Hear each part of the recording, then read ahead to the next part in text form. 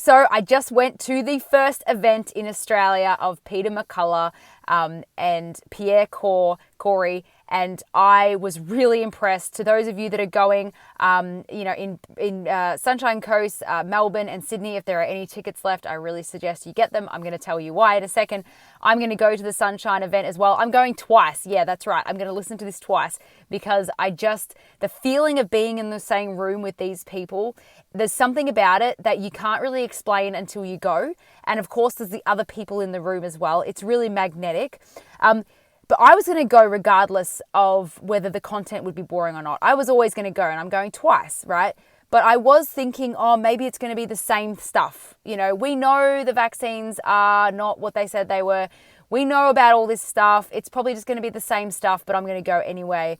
And I was really impressed that I was on the edge of my seat most of the time, and I get bored really quickly. So that's saying a lot. But they gave us, Pierre, Dr. Pierre and Dr. Peter gave me a perspective that I could never have had unless I have been to their event, because we all have our own story. Like lots of people lost their jobs, or they lost a family member to the illness or the vaccines, or even they just lost friendships because of their stance on things. We all have a different story, but their story is unique because they were in such respectable, world-renowned positions before all of this happened. And their opinions were written about. They were in mainstream media. They were esteemed people. And then all of a sudden, they have an opinion about something all of a sudden, and no one wants to hear about it. And they talk about what the manipulation that was done in the background. And I didn't know a lot of that stuff. I was on the edge of my seats. How the media, exactly the tactics that they use to discredit particular drugs or treatments and things like that. These are all things I didn't know. And to see these men who have nothing to gain by what they're doing, literally, like Peter McCullough, just so you know, he was in India 2 days ago. He flew to Australia. He has 4 events in 3 days. And he left tonight's event straight away to go on an interview with an American TV show, right? And he has a podcast that is free to listen to. Like, these guys have nothing to gain except knowing they did the right thing. Whereas these other spokespeople for Pfizer and for whatever, they have vested interest. They have vested financial interest in saying the things they say. Look at people's affiliations and then see how genuine what they're saying is. These men have lost everything to speak the truth. But there's one thing they didn't lose, and that was their integrity and their self-respect. And the best comment of the entire night for me was from Dr. Peter McCullough, of course.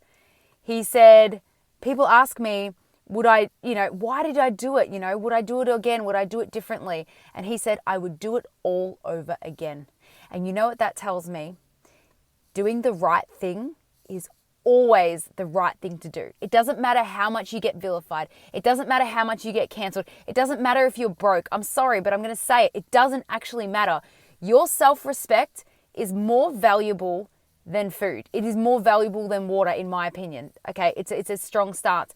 But that's what this guy is saying. He's saying he got cancelled from everything. He has been drawn through the mud. So has Pierre, and he would do it all again. There's only one thing that proves that standing up is worth it, regardless of the effects.